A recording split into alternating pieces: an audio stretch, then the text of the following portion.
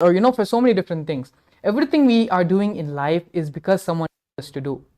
If you had joined us yesterday and we were talking about the gender identity and gender completion, which the Supreme Pontiff of Hinduism gives through the Paramashivam program, even there, one of the major things, one of the major points which gender is not dictated, is not something which we know for ourselves.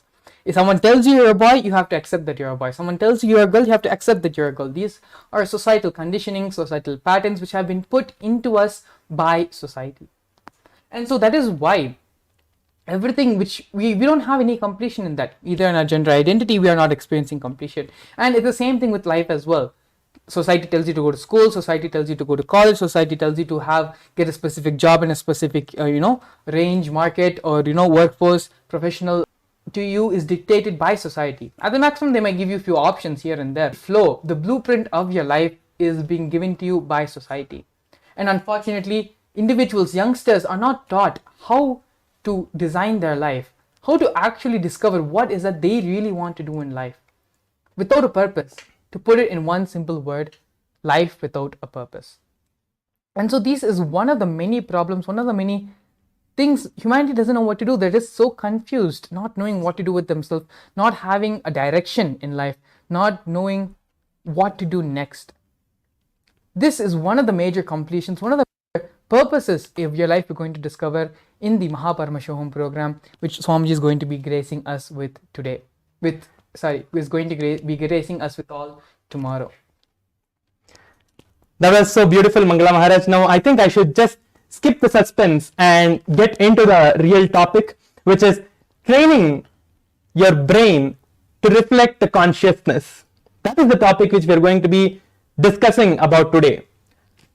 So Mangala Maharaj just explained about Adi Kailash and how the lifestyle and how the mission, the whole thing that Swamiji is reviving started in the Adi Kailash.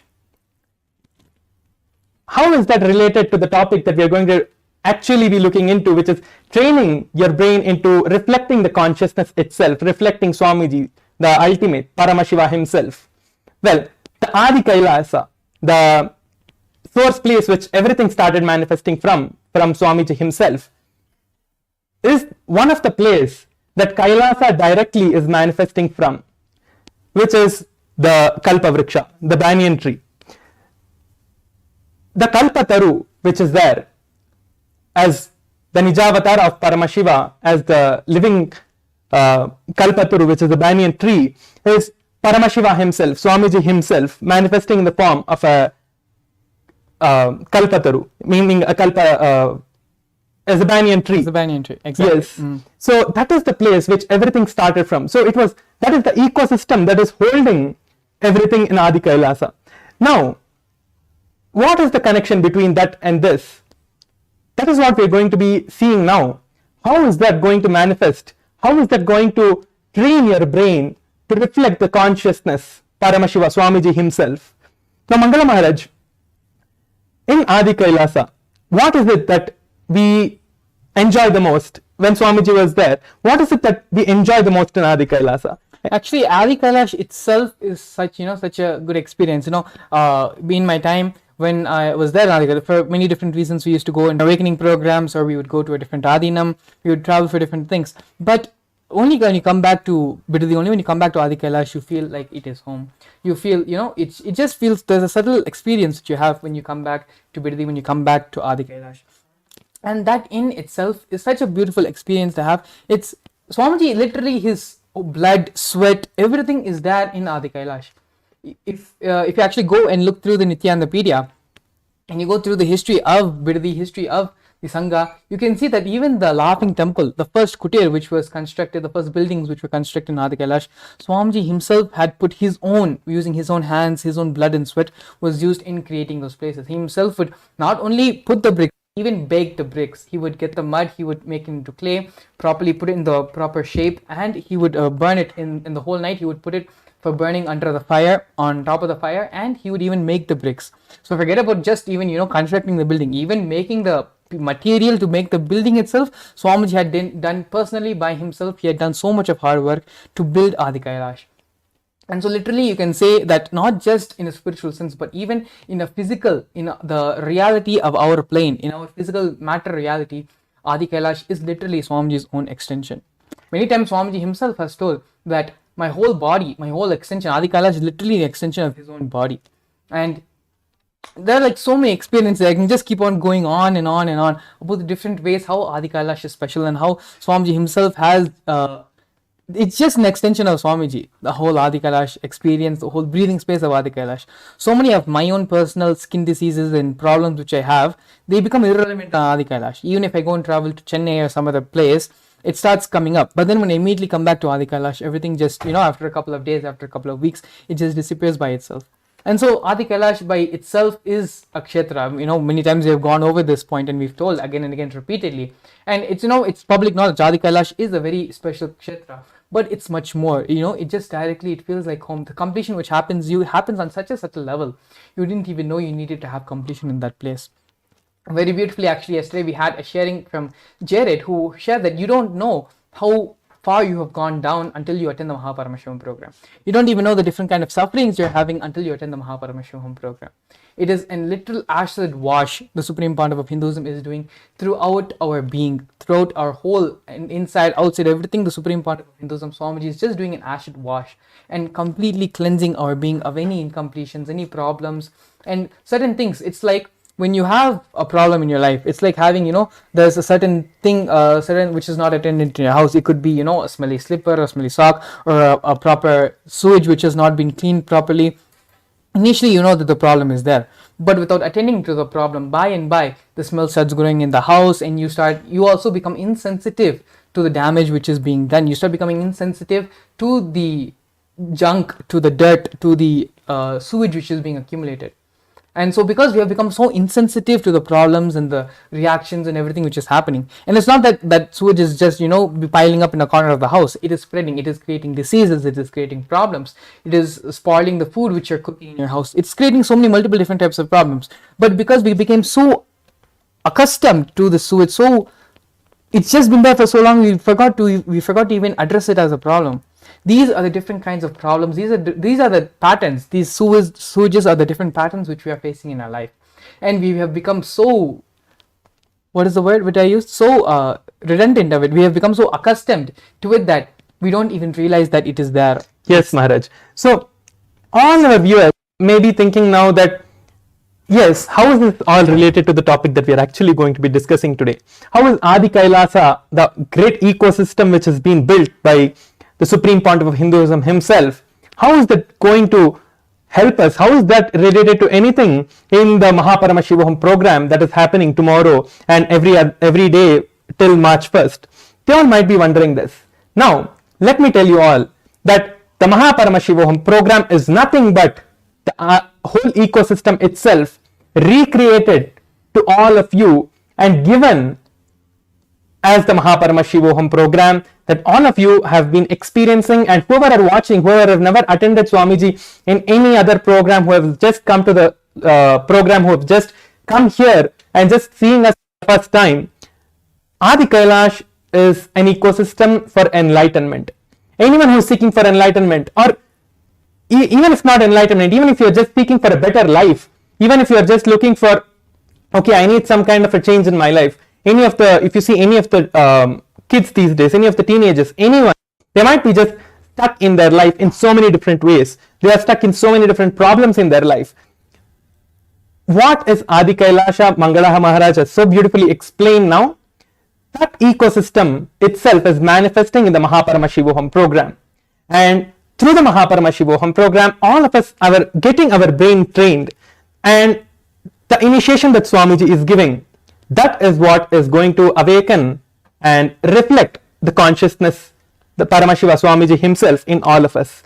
So the training that we are getting is all the other things that we are doing in the program, like the yoga that we are doing and other processes, other kriyas, other meditations that we are doing in the whole day program, is all the training for that one experience, for that one reflection of Kailasa, of Paramashiva himself, Swamiji himself in all of us happening. That is what is the glimpse of the whole Adi Kailasa being given, the whole ecosystem manifesting in our life, in just the place that you are living. It's just Swamiji giving the whole enlightenment to you wherever you are, wherever you, maybe Swamiji is like giving the whole thing to you and making you all experience that no one should ever miss. Swamiji is making sure of that no one even misses this in any circumstances of their life if they're not able to travel, because many people I've seen that in when the programs used to be conducted in Adi Kailash, so many people used to be able to not travel because they were not able to get the flight tickets, they were not able to get the visas, they were not, so many different reasons people used to not be able to travel. But now Swamiji is manifesting the Kailasa itself, the Adi Kailasa itself in all of your lives, wherever you may be. Whoever have maybe before, because of some obstacle, you have not been able to manifest the Paramashivoham or Mahaparamashivoham or any of the inner awakening programs that was conducted by Swamiji himself in Adi Kailasa or any other Kailasa. Now it is coming to all of your place as Kailasa itself coming to all of you. Swamiji himself is coming to all of your homes and giving, like, the whole initiation itself is coming to you wherever you are. You don't have to do anything literally. You just have to come and be attentive and be present in the program in front of Swamiji when Swamiji is giving the initiation.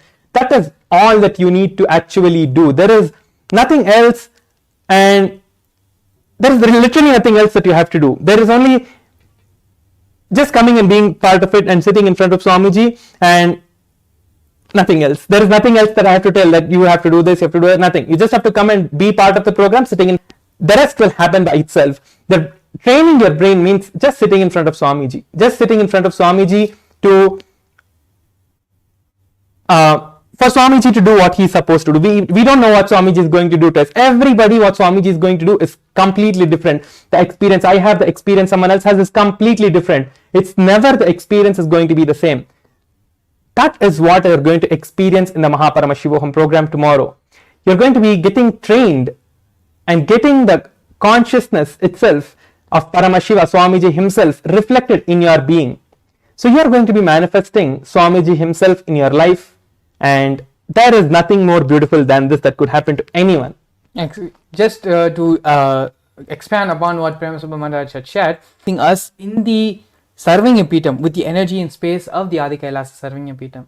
Like this, every single day, the Supreme Pontiff of Hinduism is going to be coming in that space, in the bhava, in the environment, the Vatavarna of each Sarvanya Pitam. So like today we are having the Adi Kailasa Sarvanya Pitam, tomorrow it's going to be a different Sarvanya Pitam, day after tomorrow it's going to be a different Pitam. And so the same way how Swamiji is bringing these Bhava Samaya Darshans, we're having the Bhava Samaya Darshans for almost a couple of years now. Swamiji has been continuously, regularly giving us various Bhava Samaya Darshans, and that's only being expanding and becoming more and more. The Darshan of Venkateshwara, Darshan of Kalabhairava, of Lingodbhava, having all of them just being manifested in your screen, whether you're watching on your phone or your laptop or your TV. Kailasa is coming to you, Swamiji is coming to you, and that is only being expanded, not just to limited to the deity, to the God which Swamiji is manifesting, but also the Vatavarna, the environment, the Sarvanya Pitam also is being manifested, and that space, the same feeling, energy of that, of whatever the Sarvanya Pitam is, whatever the Pita is, the same energy is coming along as well. And so this is some of the things which you cannot actually, no one else can replicate. This is something which only Swamiji is doing, and only Swamiji can do for all of us, for humanity. I mean, come to think, how many of us even knew about the different Sarvanya Pitams until Swamiji revealed and shared all these great truths, great experiences with all of us. And so in many ways, it is only because of Swamiji we are truly not only discovering Hinduism itself, but we are also discovering ourselves. Truly, what does it mean to be alive? What does it mean to have to, to be a contributing member to society?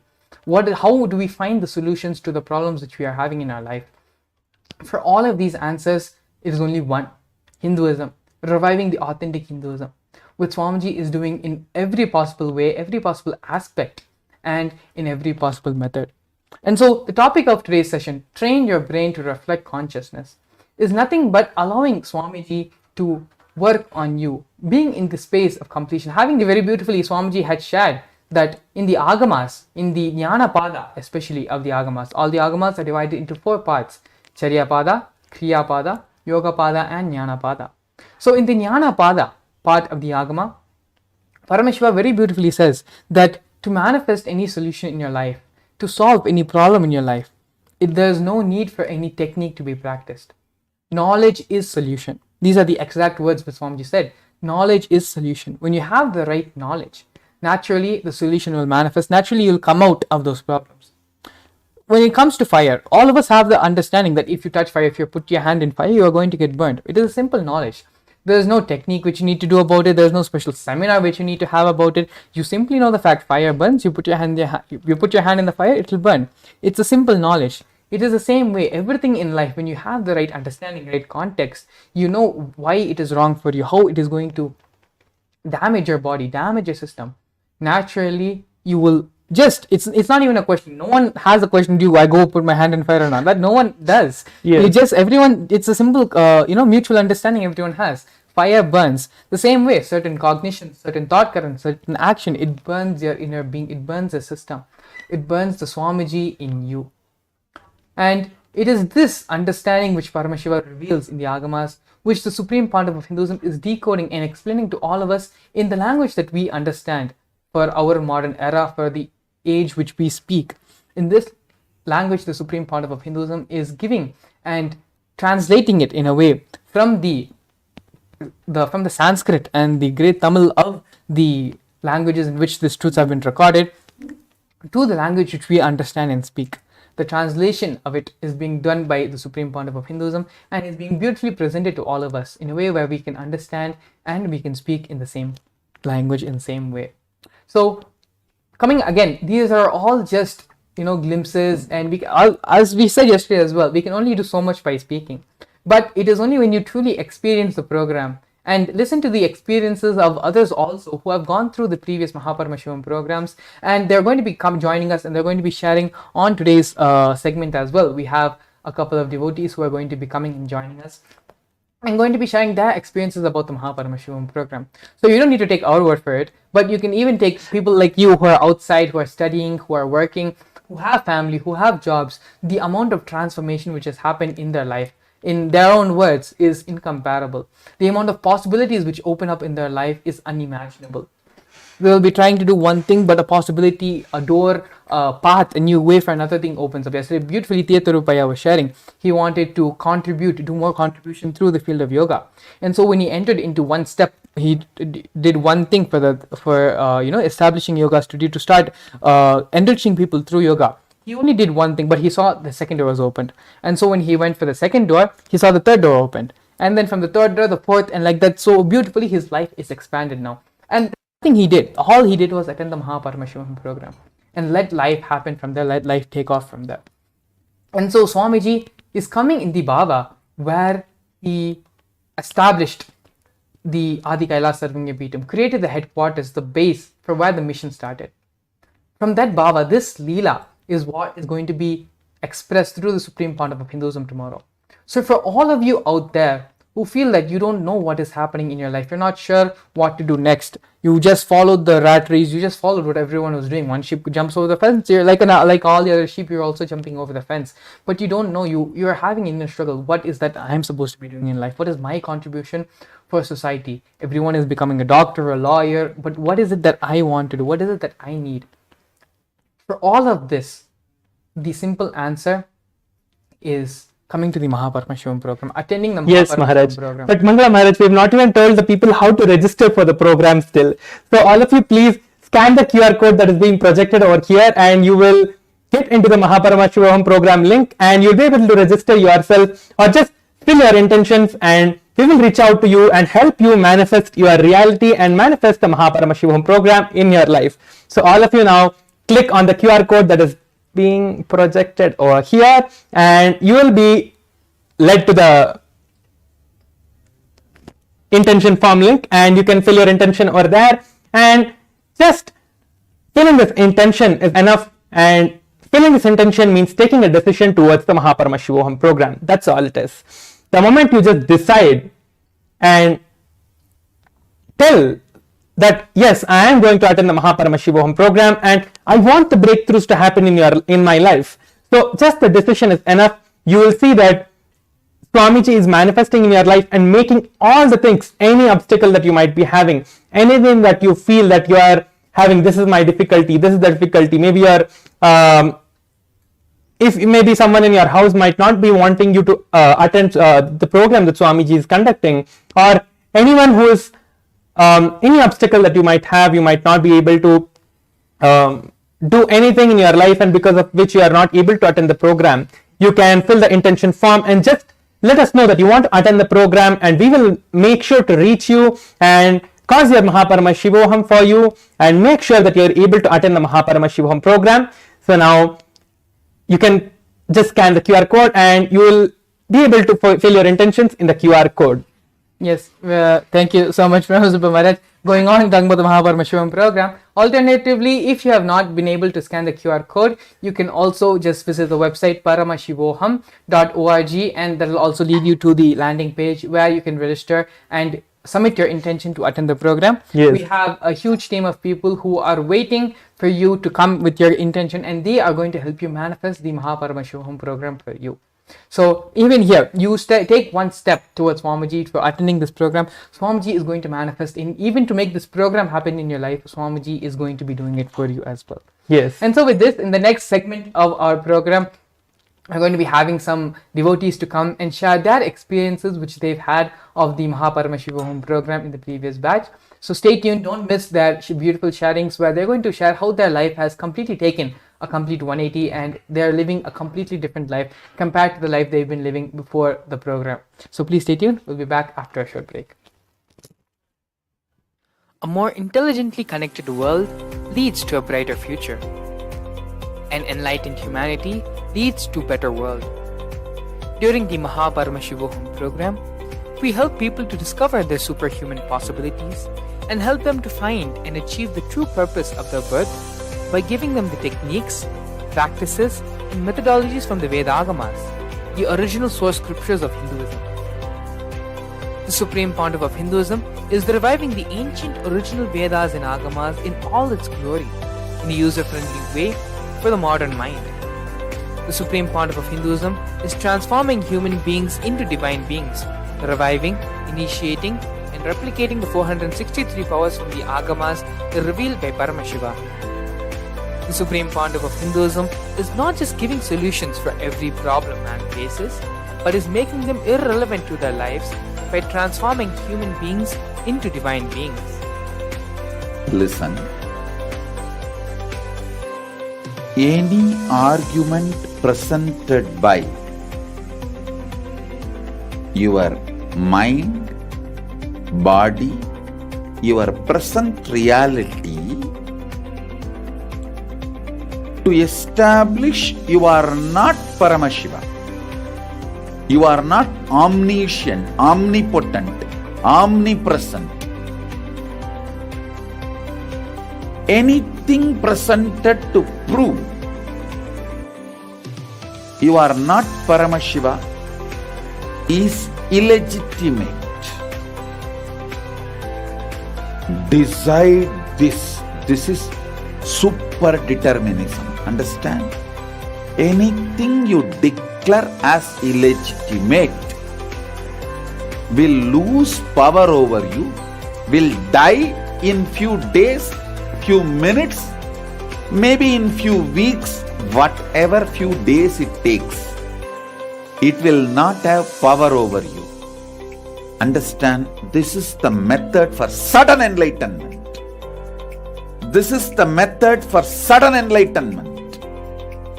It happens by the Shaktipada. Here Paramashiva is sitting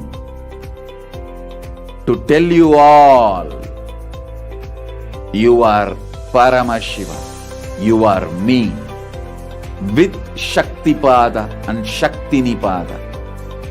The Dvitiya Vijnasa Krama is an extensive and thorough yoga sequence to prepare your body to receive the experience being given by the Supreme Pontiff of Hinduism. Through the yoga, which is aligned as per the source scriptures laid down by Paramashiva and the Agamas, you break all the impossibility in your body and in turn break the very cognition of impossibility.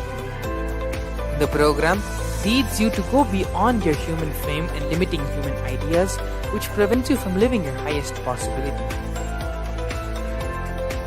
I will reach you wherever you are, whichever corner of the world you may be. I will reach you with enlightenment. Again I tell you, I am not here to prove I am God, I am here to prove you are God. Don't wait to become divine. Register now at paramashivoham.org. A more intelligently connected world leads to a brighter future.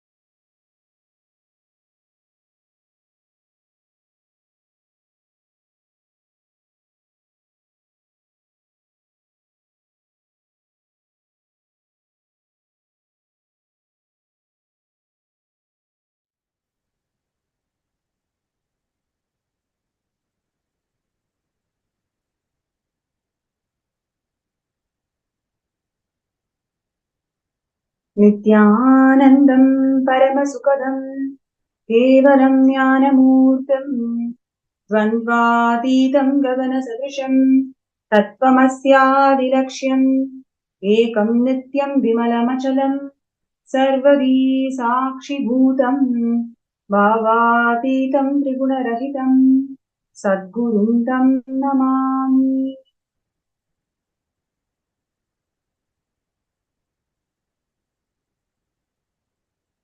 Nithyananda.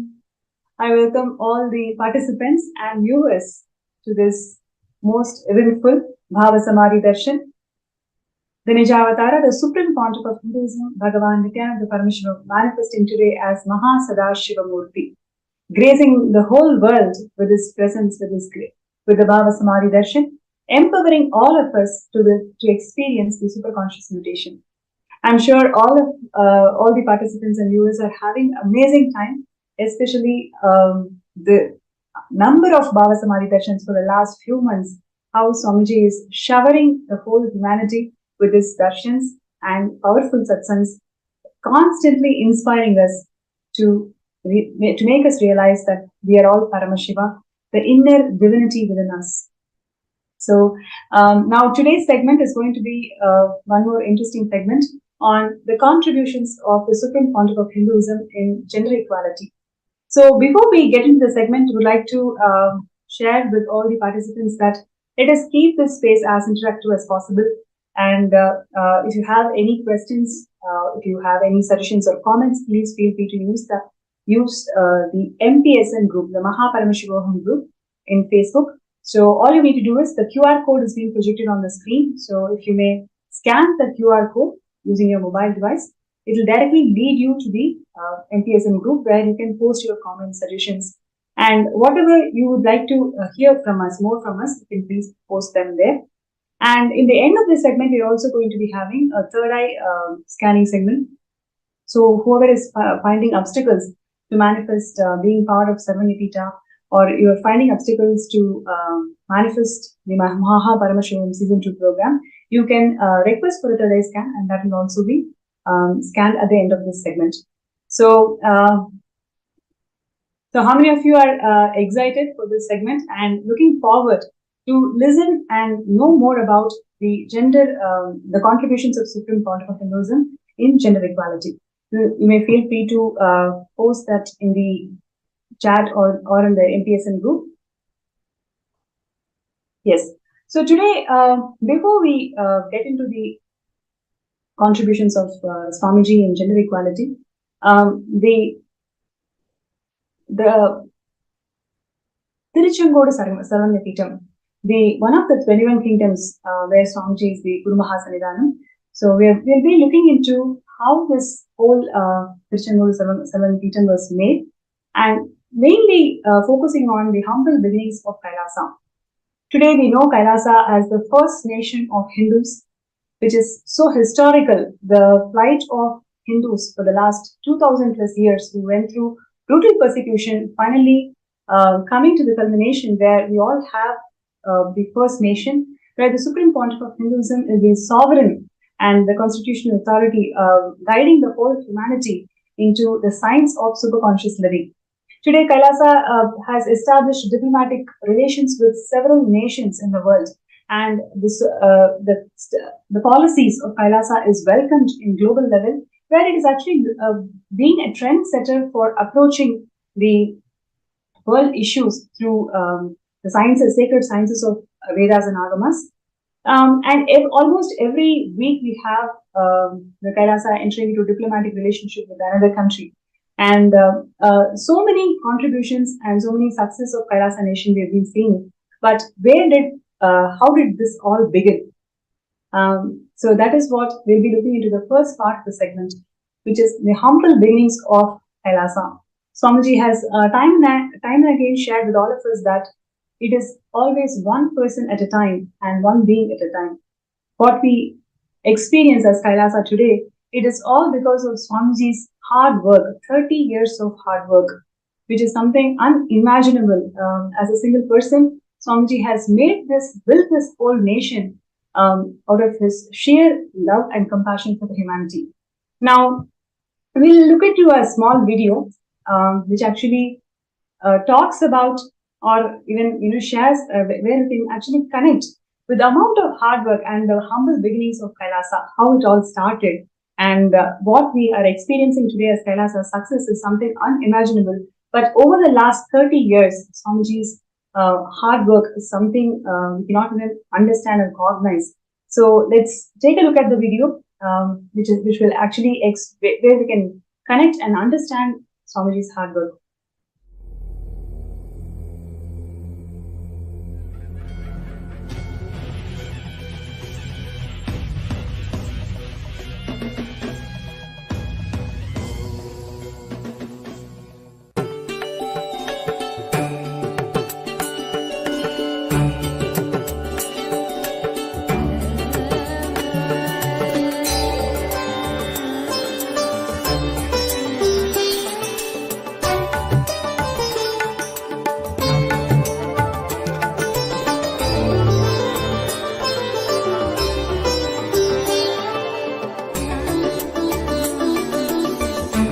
Adi Kailash Kutir.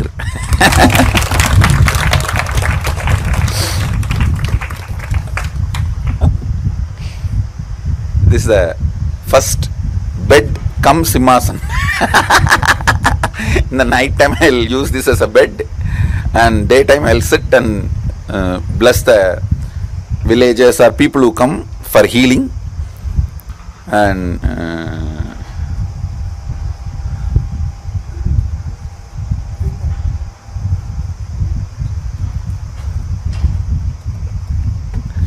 see that shed where the pujari is staying now, that used to be only single wall and just the top. There is no three-side wall. So, but this building was there, which used to stay Pratap, the earlier owner. He used to stay.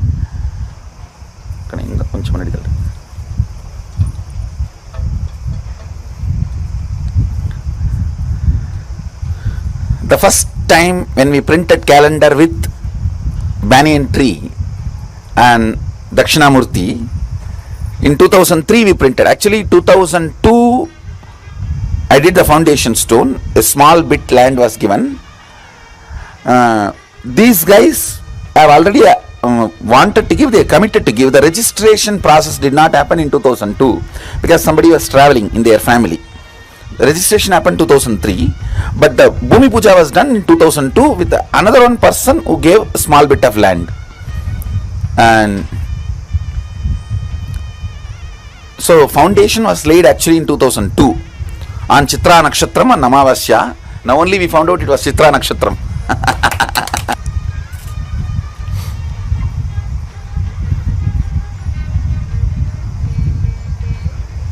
Gurukul can also come and hear the story.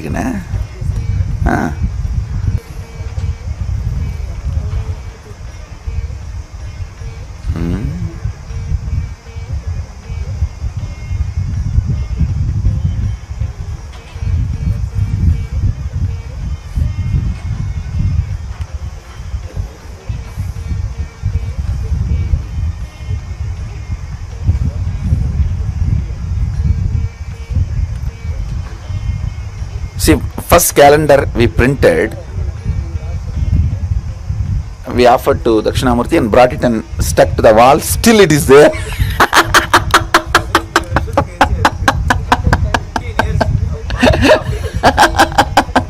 Actually, Pratap had a high respect for me.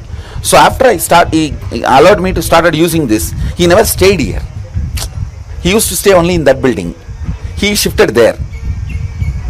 See, first I started staying there for few days, and then he saw that there was not even shade all these three side and the security things. Then he asked me, Swamiji, you stay here.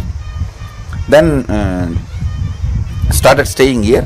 He built a toilet just for me, and then once I started staying here, he stopped using it.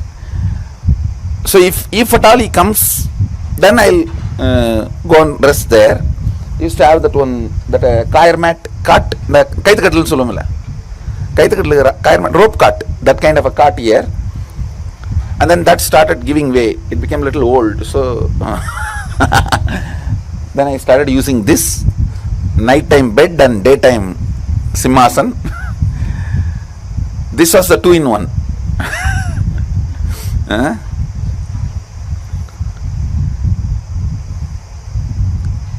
And that time itself, what all I collected, the temple photographs, the book on organic gardening, you can see all that. See, the whole Sangha, I had a clear vision And almost, see, if you get inauguration invitation, that shows very clearly, I go to studio, get the photographer, ask the photography to be done, and then I go to another one studio, Photoshop the whole thing, place everything. It was personally designed by me. Nobody else is there.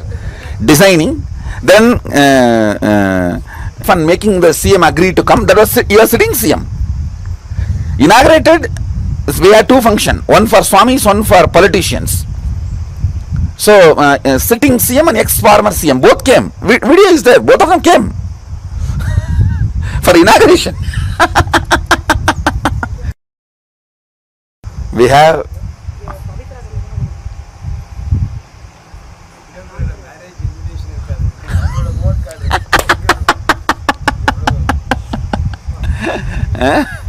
including the blessing cards we gave, everything we have a copy, and car sticker, like an internal gumming from sticking from inside.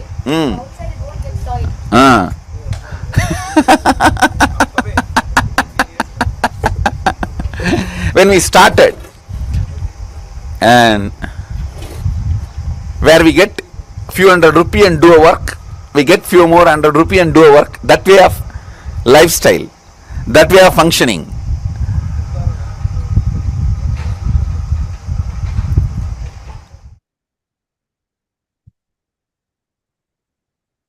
That was such an inspirational revelation by Swamiji, because what we see as Kailasa today, as the first nation of all the Hindus, is out of sheer hard work of Swamiji.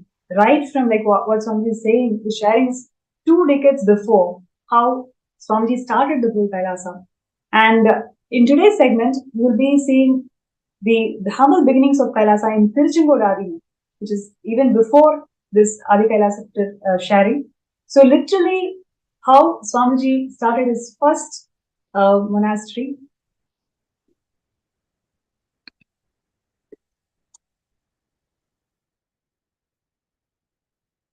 Yes, so this is the first ever Kailasa, and you can see here in 2001, 14th April, Swamiji inaugurating the Avati Palayam, and this land was donated by a devotee to Swamiji, who was guided by the divine. You can clearly see here how Swamiji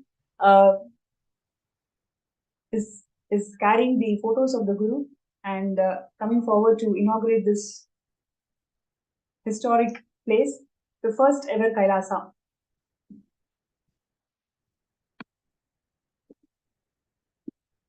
So this monastery is located in Bhavani Sangamam, a confluence of 3 sacred rivers, Kaveri, Bhavani and Amrita.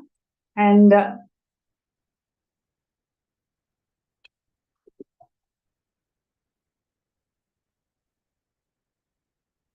yes, you can see here literally Swamiji is organizing the entire monastery all by himself. And there are so many evidences of Swamiji maintaining a diary of each and every person, whoever enters and receives healings from Swamiji. Swamiji himself used to note down their contact details, maintain their entire database, follow up and find out if they are healed, and then invite them for the next Homa. So this level of hard work Swamiji himself has put in to form the Kailasa to whatever it is today. And literally you can see here the thatched roof of the entire monastery. One side is not even completed, right? So the whole Kailasa has this humble beginnings where Swamiji himself is involved in all this construction, and with a board, Ramakrishna Dhyanapital, and Swamiji guiding all the devotees into the science of living enlightenment.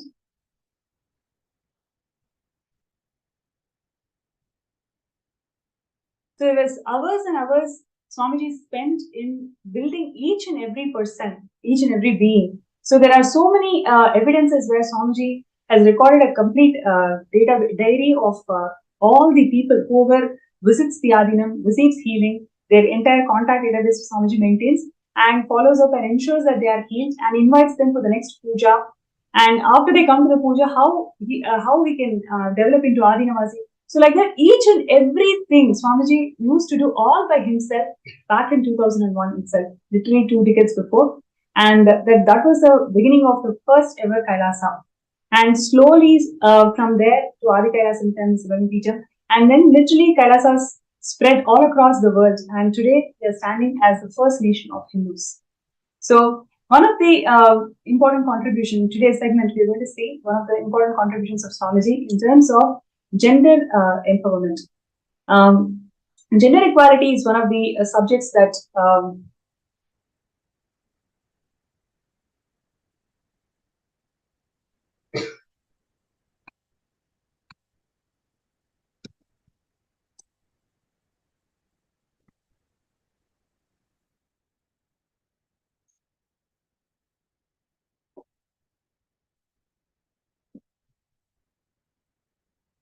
yes. So the devastating impact of gender bias in the modern world. So, how the women are treated today. For example, you take the stats, about 200 million children and women experience physical and mental violence today.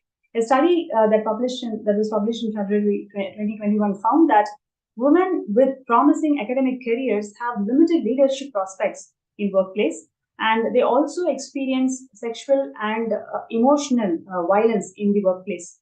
It also reveals that females, academic internal medicine hospitalists, face frequent gender based discrimination and sexual harassment in the workplace.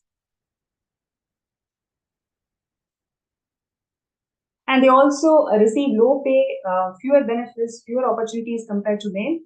And the pregnant or the nursing women are also ill treated. So there are several issues that we face in today's world in terms of gender that we see today. It's not giving the desired results. It's all about competing rather than expression of unique aspects that each gender can contribute to a workplace.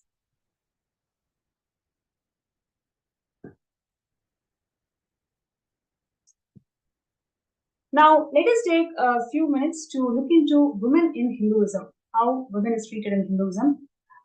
In Hinduism, women is the first guru. And Sadashiva says that Devi once asked, if I see Guru and God both at one time, to whom should I bow down? And Paramashivam says that you have to bow down to Guru. Right? In Hinduism, Guru has the utmost importance because Guru brings God in our lives. Only by the grace of Guru, God happens in our lives, which is why Paramashiva tells us always bow down to Guru. And Hinduism, Mother is the first Guru. So this is how we worship feminine consciousness in Hinduism. And one of the other things which I also wanted to bring it out is the sacred verses in Adharva Veda. One of the things that Hinduism is always persecuted is about how the sacred texts in Hinduism are mistranslated and misquoted, that they have always discriminated women in terms of equality. That is how the mistranslated and misquoted text talks about women in Hinduism. But now in today's segment, we're going to see some of the shocking revelations of how women in Hinduism is always respected. So one of the things that I wanted to share is the sacred text from the Adharva Veda, which talks about girls should train themselves to become complex scholars and youthful through brahmacharya and then enter the married life. This is from Adharva Veda 11.5.18. See, we always hear that girls are denied education in Hinduism. That is how the Meghalaya text and the intellectual persecution on Hinduism has always showed us that girls are denied education. But as per the sacred verses, girls should be trained into complex methodologies and they have to become scholarly.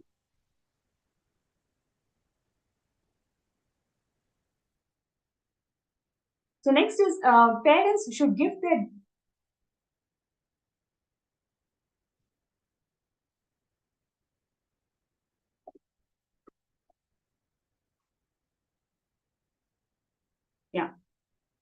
parents should give their daughter intellectuality and the power of knowledge when she leaves for the husband's home. They should give her wealth of knowledge.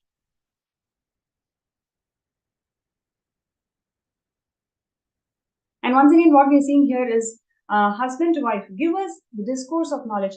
Again and again, this all these sacred verses shows that Hinduism always promoted, in fact, revered women's knowledge and always empowered women with knowledge. Oh women, you know everything. Please provide us the strength of prosperity and wealth. Oh women, you are the keeper of knowledge of all types, which is karma. So this is how a woman was treated in Hindu kingdoms and Hindu society. And more verses we are just sharing where it says that woman is endowed with knowledge. And this is a very important verse. Would like to bring it to the attention of all the viewers. Oh groom, this bride is protector of your entire family. May she dwell in your home for a period and sow seeds of intellect. See, there is a verse, mistranslated verse from Ekale textbooks, which talks about how woman is always under the shadow of a man right from her birth, whether it is a father or a brother or a husband, all the time she needs to be under the shadow of a man.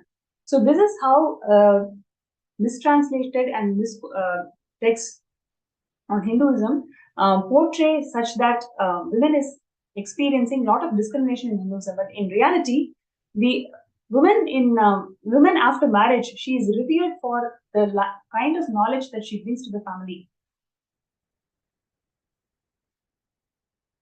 Hey wife, become the queen and manager of everyone in the family of your husband. So this is how a woman was treated after she gets married. I'm knowledgeable and you are also knowledgeable. If I'm Samaved, then you are Rigveda. So literally we can see all these sacred verses talks about the intellectual knowledge that the woman carries and how she is revered by the entire society.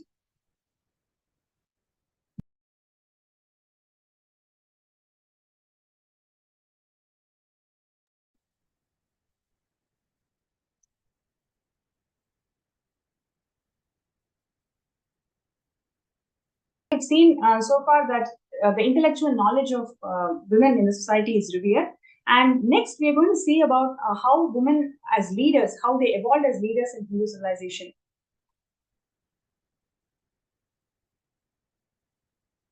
So one more sacred verse which talks about where a woman is sharing that my destiny is as glorious as the rising sun. I am the flag of my home and society.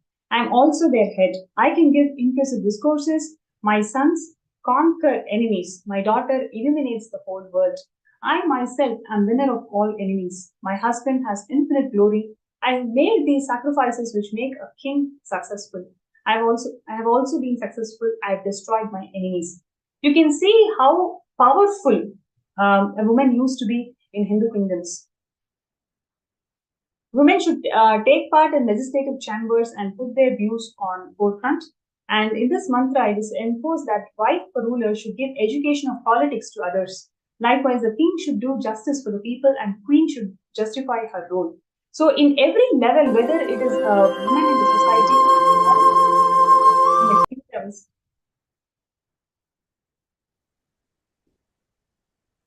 or a woman who is a ruler, in every level, woman is worshipped, revered, and respected for the knowledge and clarity that she brings to our lives. So this is how women used to be back in the days when Vedas and Agamas used as the constitution for running the entire Hindu kingdoms. And over the years, because of Hindu persecution, the first thing that the anti-Hindus did was they mistranslated and misquoted these sacred texts, where in a way that we started developing that hatred towards identifying ourselves as even a Hindu.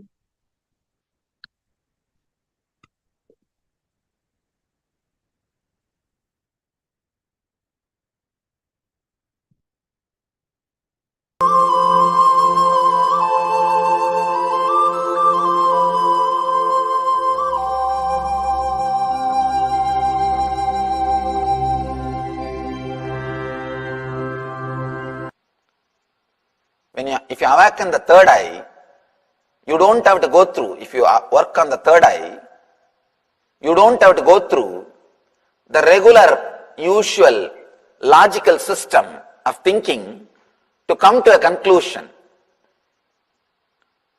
That is why, from the time immemorial, women of India are asked to work on the third eye.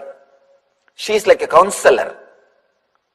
She is like a counselor. Always the husbands, they come back in the evening and put all the business problems in front of her, get her ideas and opinion and counseling. She was respected because constantly she works on her third eye. There are so many ways to work on the third eye. That kumkum or the bindu which you are using is also one method. And concentrating on the lamp. If you see a traditional Indian woman's life, it's nothing but working on third eye. Whole day their lifestyle is nothing but working on third eye. They are knowingly or unknowingly, they work on the third eye. And our women by very nature are intuitive. They are very intuitive. Just by seeing somebody, they can tell where he is looking, what far he is looking. Because the intuition is a basic need for them to protect themselves. From the young age, they have to develop that intuition to protect themselves. It is not a luxury for them, it is a basic need for them. So just one glance is enough, where this guy is looking, what far he is looking, what he is thinking in the mind. You can't escape from women's intuition. But sometimes they are so graceful, they let you think that they don't know. They just let you play your game. They do not want to be too much on you. But one thing I can be sure, the intuition power of women is lot more than men by the very nature. Second thing, the techniques traditional Indian women practice, like kumkum or every day sitting in front of that lamp and meditating on it, all these things are techniques to awaken the third eye.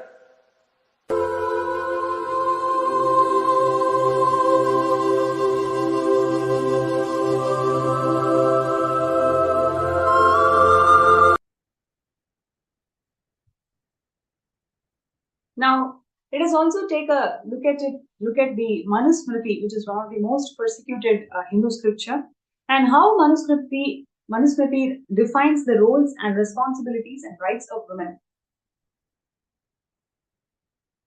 As per Manusmriti, a daughter is equivalent to a son. In her presence, there is no question of anyone snatching away her right over property. The right is equal in father's property for both son and the daughter. Again, always we are used to the ideas that women is denied educational rights, women is denied of inheritance rights. So these were the common misconception and hatred that was spread because of anti-Hindu intellectual persecution that anti-Hindus did as an intellectual persecution to Hinduism. And now in this whole segment we'll be talking about the different Hindu laws which literally empower the Hindu women. A daughter alone has the right over personal property of her mother. That is one of the laws as per Manusmriti. And another law is, if a person has no kin survive, then his wealth be distributed equally amongst his brothers and sisters. If the elder brother refuses to give a due share to other brothers, then he is held culpable by law. So, in fact, if you are not going to respect women in the society, you are actually considered as a culprit. So, those relatives who rob away or thrive on wealth, property, vehicles, or dresses of a woman or her family are committers of sin.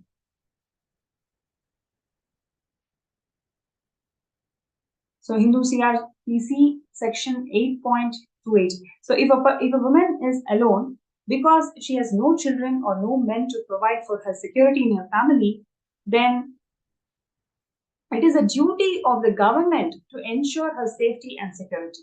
If a wealth is robbed by her relatives or friends, then the government should provide strict consequences to the culprits and have her wealth returned back. So this amount of social security was provided to the Hindu women those days. And as per Hindu Puranas, there is this beautiful ritual of Tulabharam where Bhagavan Sri Krishna on the golden throne, sat on a golden weighing scale, and his wife Satyabhama puts lots of gold jewels and coins to show her love towards Bhagavan Krishna.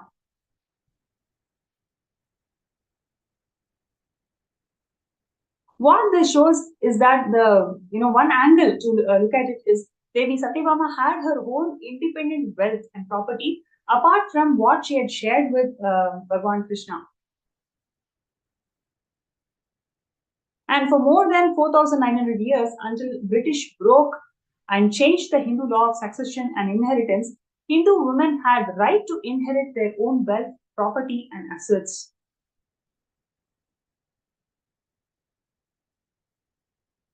And to protect the interest of their interest of their daughters after marriage, Hindu kings and fathers would give huge shares of their wealth to their daughters, which they would exclusively own.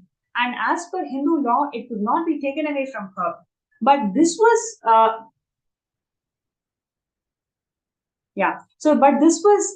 misrepresented as the dowry system. Please understand, this wealth that the woman carries from her parents, it is completely given to her, and she should not be sharing that wealth with others. So this is given as a security for her own life, not as I have to give this to get rid of my daughter from my family. That is how the misconception is always spread in the society about women.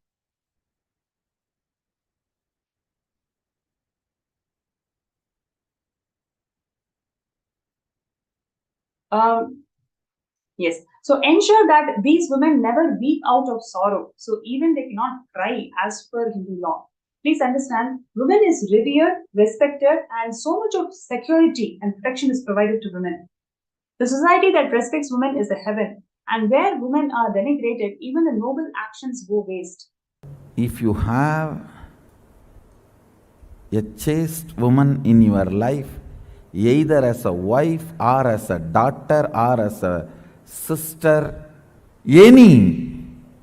as any one relationship, I tell you, listen to this word. You will never have accidents. You will always be protected by all the unknown, unseen problems. A chaste woman, one chaste woman in your life, either as a sister or as daughter or as mother or as a wife, any one relationship, it can be any. If one chaste woman is there in your life, you will not have any unknown, unseen problems. The whole cosmos, grahas, will simply protect you. You may think I am giving two big mystical words. Understand, I believe that. I myself a believer of this truth.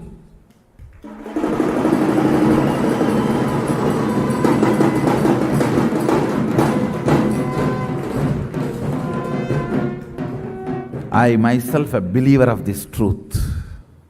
The chastity of that woman. Let me define again the chastity. The achalatva dimension of consciousness manifesting in body and mind in all relationships is chastity. Man having the chaste women in their life, either as mother or daughter or sister or spouse or whatever, some relationship brings cosmic protection.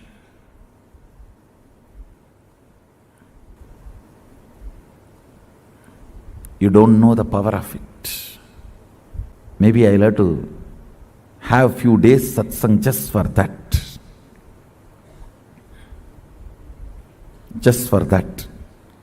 I think it is my responsibility to reveal the sacred secrets of chastity in every dimension.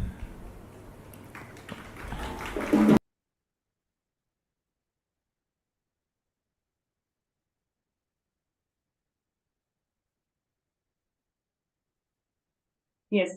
The Hindu law related to women assuming the role of a son in absence of male sibling. So he who has no son may make his daughter in the following manner as an appointed daughter, Putrika, and the male child born out of her shall perform my funeral rites. Probably the most famous example of the appointed daughter is the incarnation of Devi Meenakshi herself. She took charge of father's kingdom and established her supremacy in all the Hindu kingdoms. Literally, she won 3 worlds before she penned Paramashivam and Kailasa. So, more examples of appointed daughter Putrika includes Queen Durgavati, Queen Ahilyabai, then Queen Avantibai.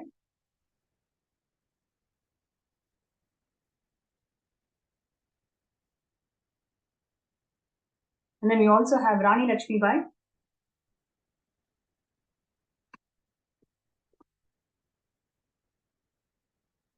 Yes. So far, we have seen various aspects of how gender equality never existed in Hinduism, and especially the laws pertaining to how the Hindu society was governed always provided the necessary protection to Hindus, to Hindu women. Whether it and we have clearly seeing that the dowry system, the sati, and women are denied of education. Women are denied with inheritance rights. All these are blatant lies that's been spread in the society by the anti-Hindus.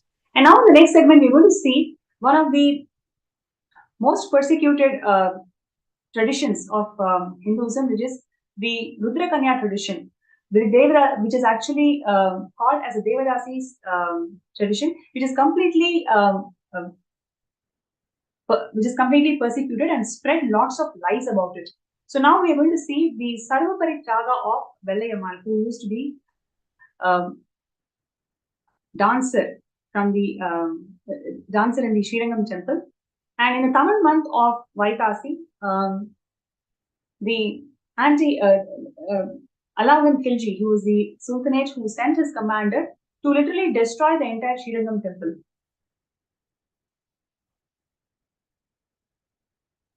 So in this attack, literally they killed about 13,000 Hindu men, but the sacrifice of 70 Devadasis literally saved the entire Srirangam, and especially the main deity, the Nambarummal, was protected because of the sacrifice of 70 Devadasis who were led by Vellayammal.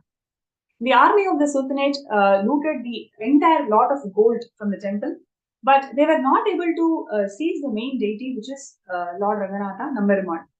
So at that time, what happened was Vellayammal, who was the Devadasi, she seduced the Sultanate king, and she took him to the top of the tower, and from there she pushed him from the top of the tower, and she also committed she also self-immolated, literally. So, and the 70 Devadasis self-immolated themselves and literally burned the rest of the Sultanate army.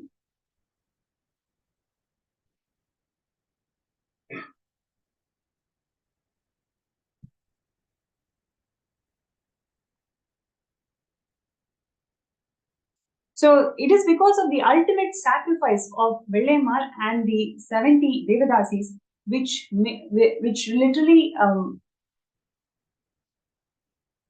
saved the main deity Nambarummal today. So it is not a laziness or it is not huge violence. It is actually the ferocious tyaga, strategic tyaga that these Devadasis exhibited those days, which saved this entire enlightenment ecosystem for us today. So hailing Vilayammal's sacrifice, the chief of Vijayanagara forced away the Sultanate forces, named the tower after her. So this tower always used to be colored in white. It's painted white. And even till today, on Adi Amavasai day, a homage is being performed on behalf of all the 13,000 Vaishnavite Hindu warriors who left their body and the 70 Devadasis who sacrificed themselves to protect this enlightenment ecosystem of Srirangam.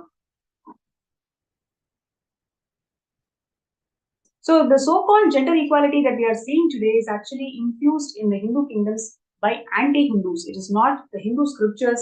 It is actually anti-Hindus who infused this level of gender inequality. So when facing defeat in the war, Indian royal women committed mass self-immolation by jumping into huge pyre of fire. This was done to protect the purity of their body and the DNA and to avoid capture, sex enslavement, and rape by any foreign invaders. So they had to protect themselves from these anti-Hindus and these invaders, not because it was told in the Shastras that they have to go and immolate themselves in the absence of husband.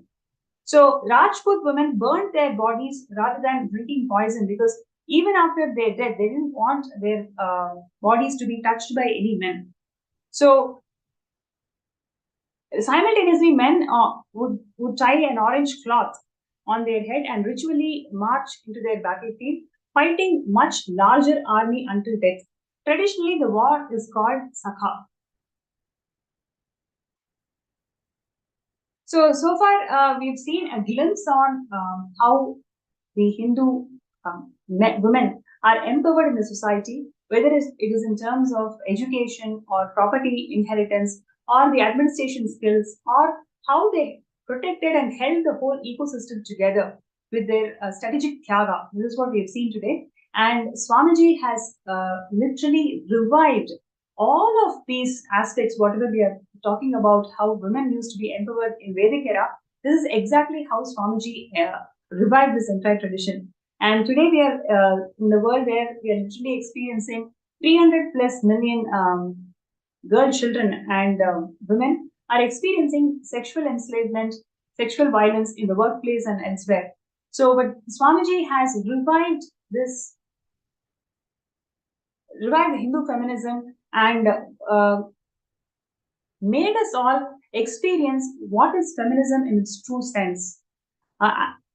So what you're seeing here in Kailasa is something so beautiful, like where all the children are allowed to are participating in the arts, whether it is singing, dancing. Most of the leadership positions in the Kailasa, Swamiji has empowered the women to uphold. And here you're seeing that women are encouraged to do chanting, abhishekam, and participate in the temple rituals. Swamiji has conducted several women empowerment workshops, right, for the last 2 decades, in fact. And so what you're seeing here is the pictures from women empowerment workshops that Swamiji conducted back in 2008. And Swamiji even launched 108 women empowerment centers all around India.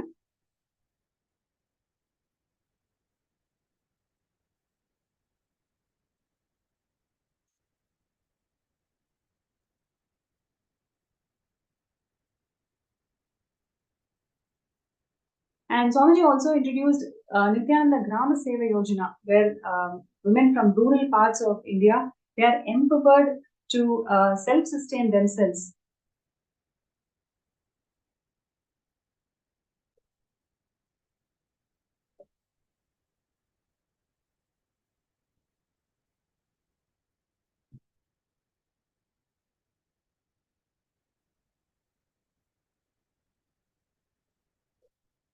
So you can see here free medical checkups for rural and indigenous women in Adi Kailasa.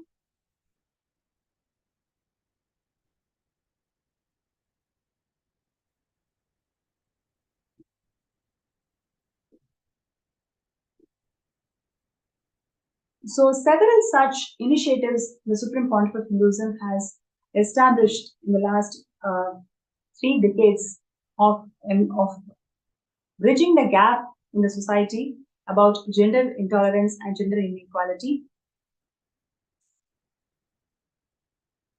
What you're looking at, looking here is the rural women empowered through job training in jewelry making and science of Rudraksha.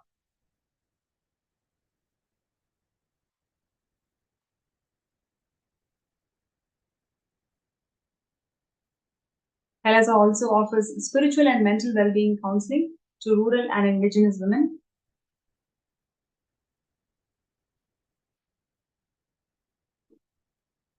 In addition to providing health assistance, medical camps for rural women.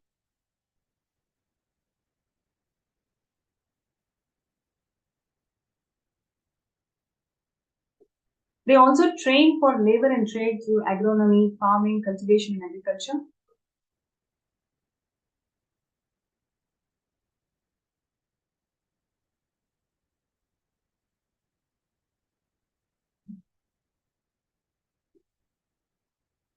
Kailasa has empowered the indigenous women through teaching them to perform Hindu rituals, temple administration, and training them in all temple sciences.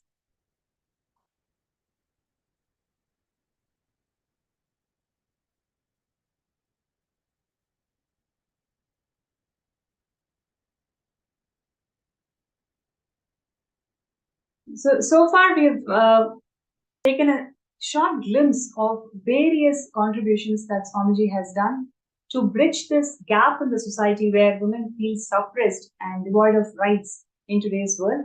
How Swamiji has empowered the divine feminine consciousness in all the women and literally revived the way how women used to be treated in Vedic era, whether it is in terms of excellence in education, empowering them in administration, empowering them in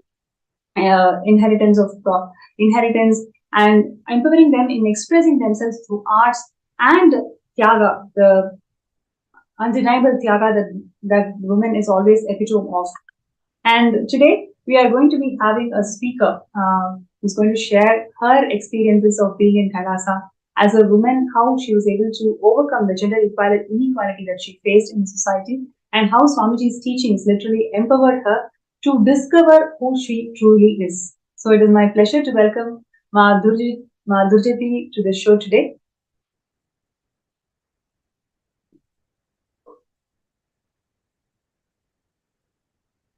Nithyananda.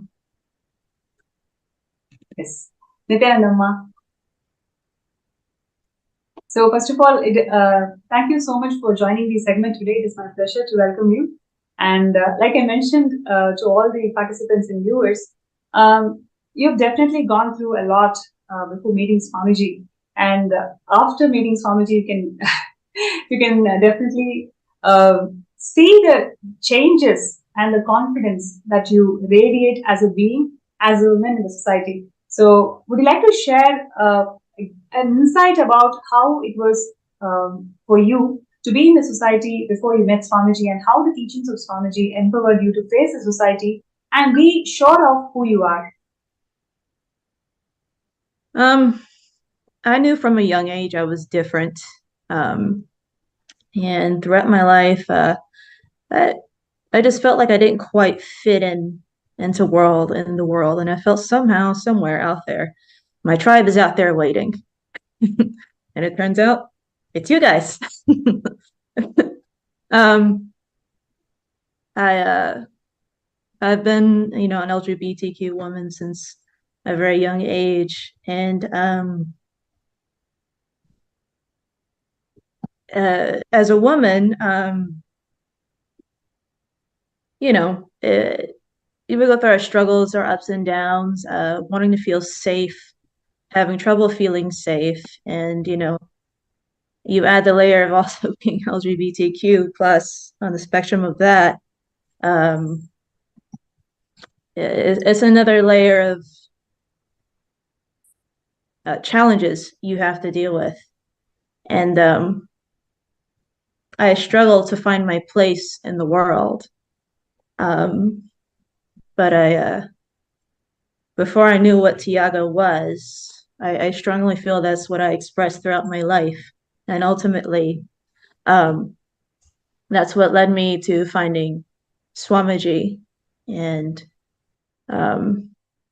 finding that place where I no longer feel that I don't fit in, like I found the right place. I was completely accepted, celebrated, and respected as a woman, and who I am as an LGBTQ woman. Wow. Would you like to share how Swamiji's teachings and Kailasa empowered you to be assured of this identity and also enrich the whole world about being being confident about who you are?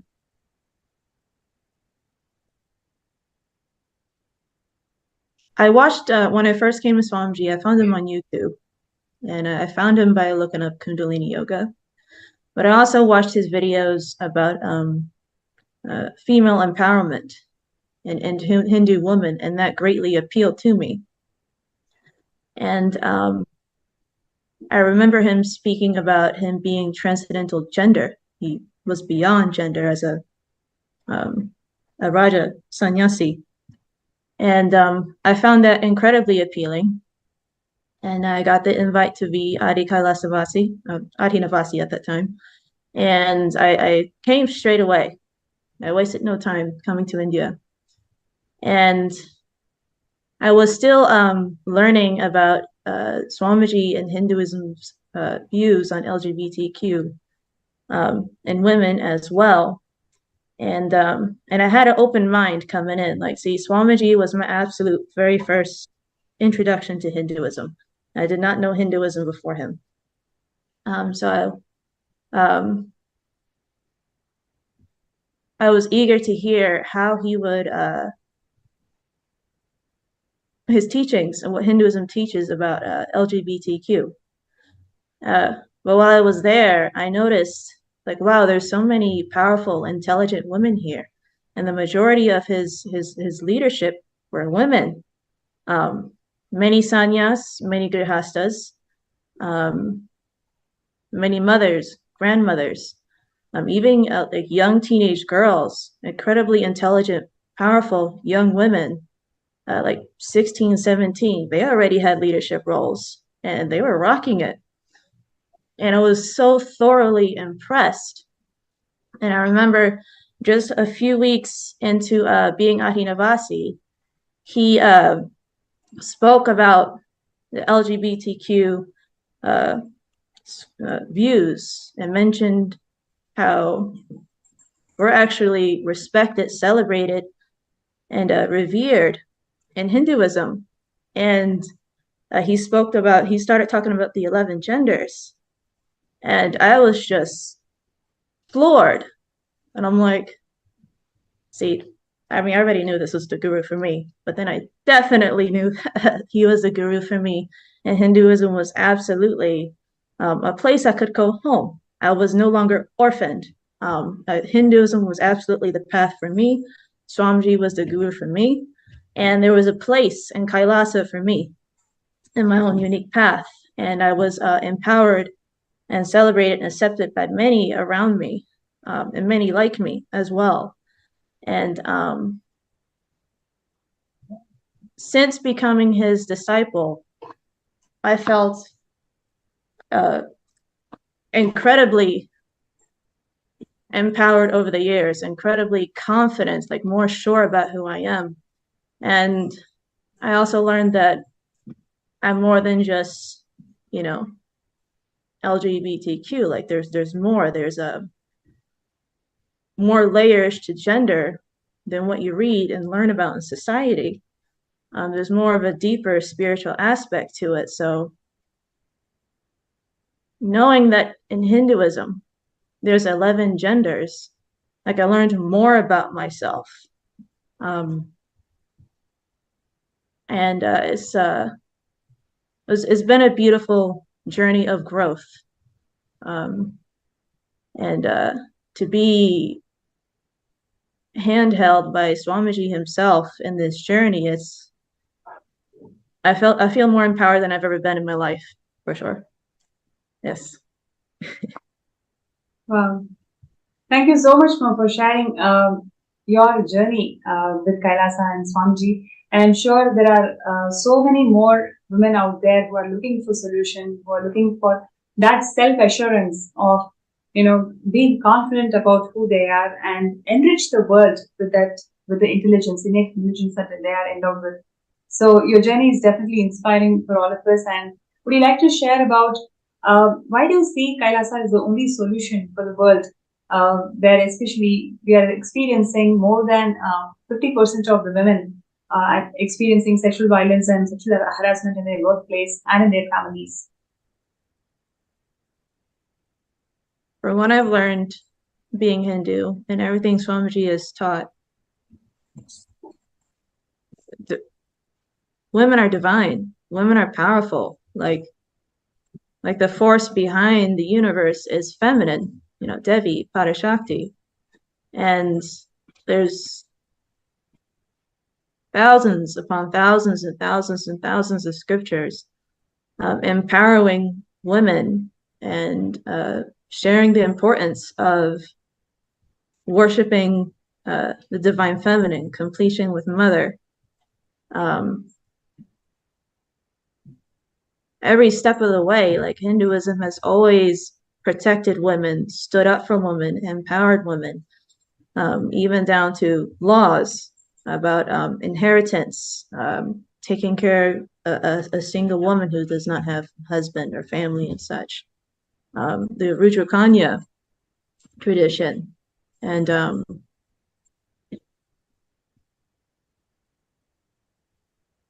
it's like it's in Hinduism, it's all encompassing. It protects and looks out for women in every aspect of her life. She doesn't have to pick and choose. Look at this, especially as a LGBTQ woman, like all of me is accepted, all of me is respected and celebrated. And the laws are meant to protect me too. And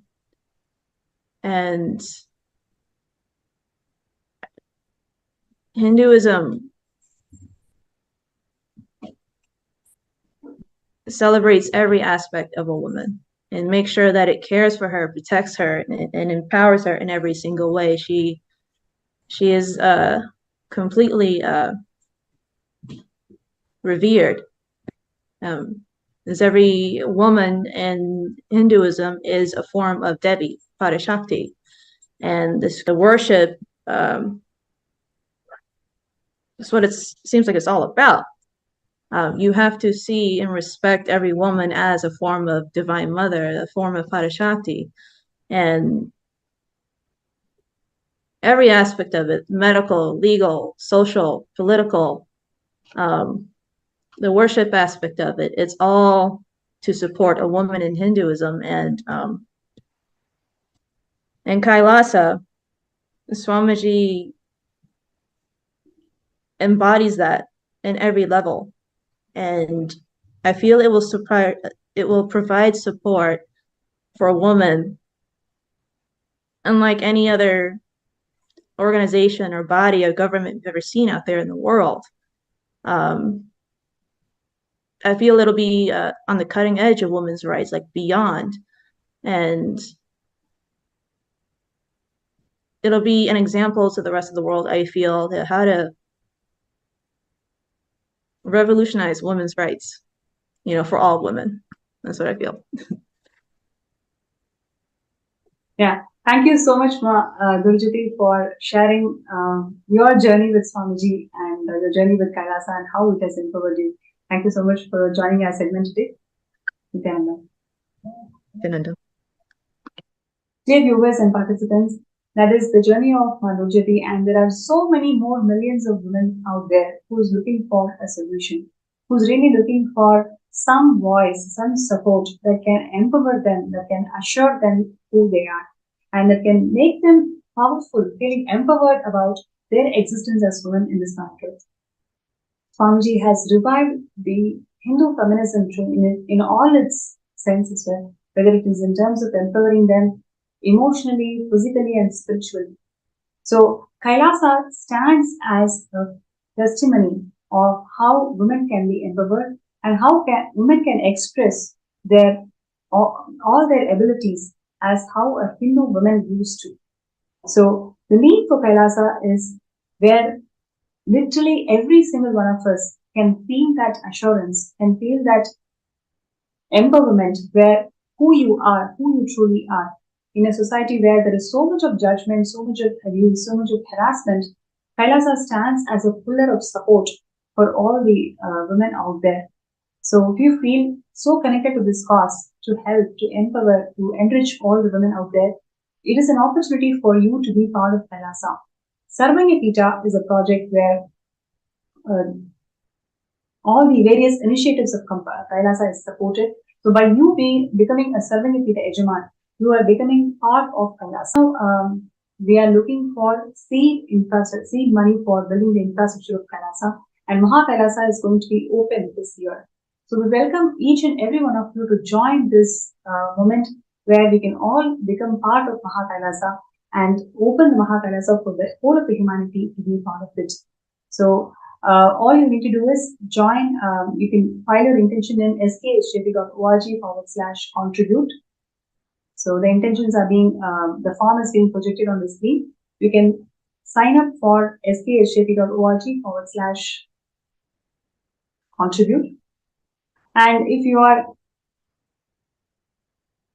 have the intention to manifest Sarvanyapita Ejaman and for some reason you're finding a difficulty or an obstacle to manifest it, you may request for a third eye scan. So you can request a third eye scan in the NPSN group, the Paramashivam group, and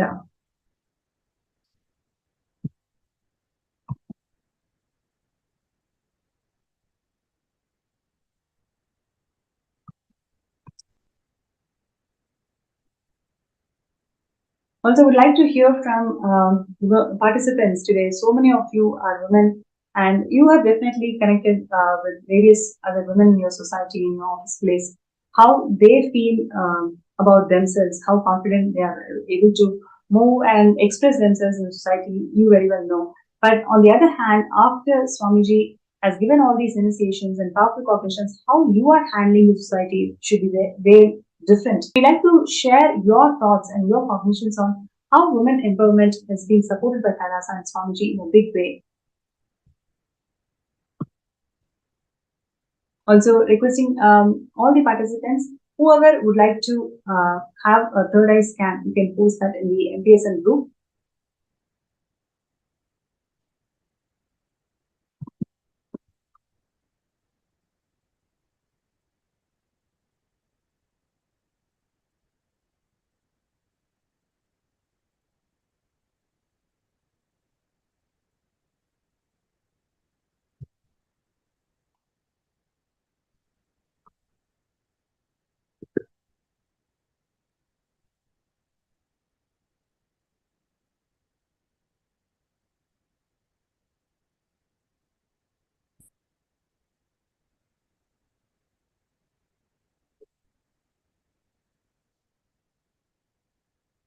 Yes. So Yang Lin requested for a scan. Right. So I request you to be seated and chant Mahavakya.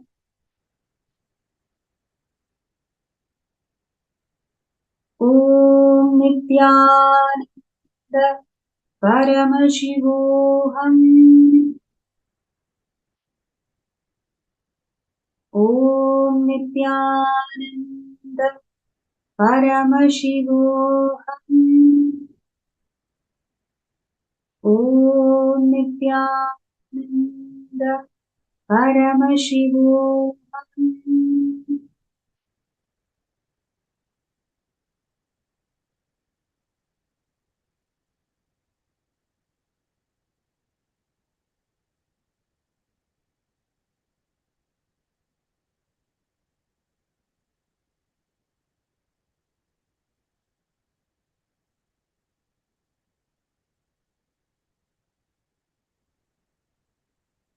Ma Yanglin. So, what I would like to share what Swamiji revealed in Third Eye. First thing, the ideas that you carry about life, right? The very idea that you carry about life, which is the intense hatred that people have for you. It is a perception you carry about life. Now, today, decide that it is just a perception. It is really a perception that people hate you. People have nothing to do about who you are and what you are doing. It is actually your perception which makes you feel that people hate you. So, Yanglian, today, throughout the day, all the exercises that we will be doing today, focus on this life cognition that you are carrying. Because of this life cognition, even in the places where you are expecting wealth to manifest, where you have given money and you wanted people to return the money, or where you wanted to manifest wealth, in all those places also, this very cognition that you carry about life, right? It is literally stopping that abundance to flow through you. So now today, take this entire day, sit and write down all the incidents wherever you felt this intense hatred from life. Complete with all of them. And of course, today's darshan, Swamiji is going to burn all of these limiting cognitions that you carry about yourself and life.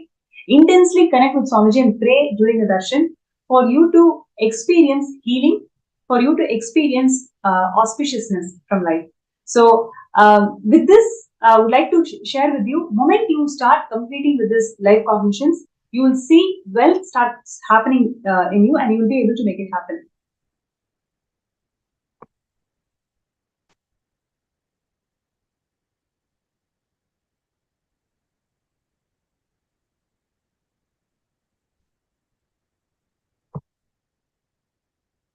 Yes.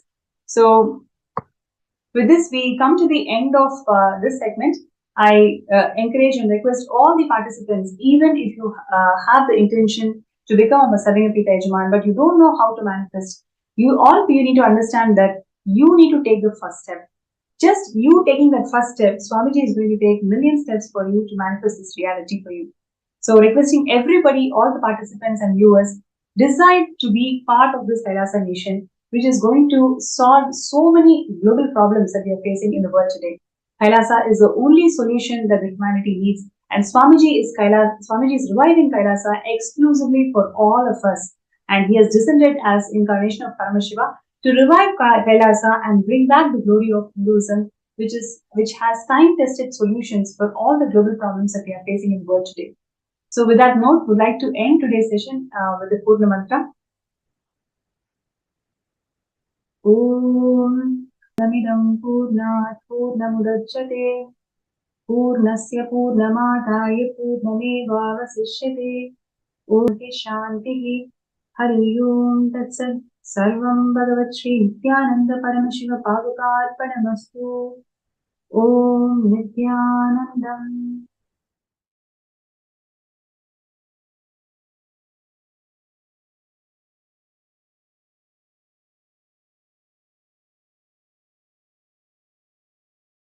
Participants that are eagerly awaiting, today's Bhava Samadhi Darshan. All of us are going to be bestowed with the darshan of Mahasadashiva Murti.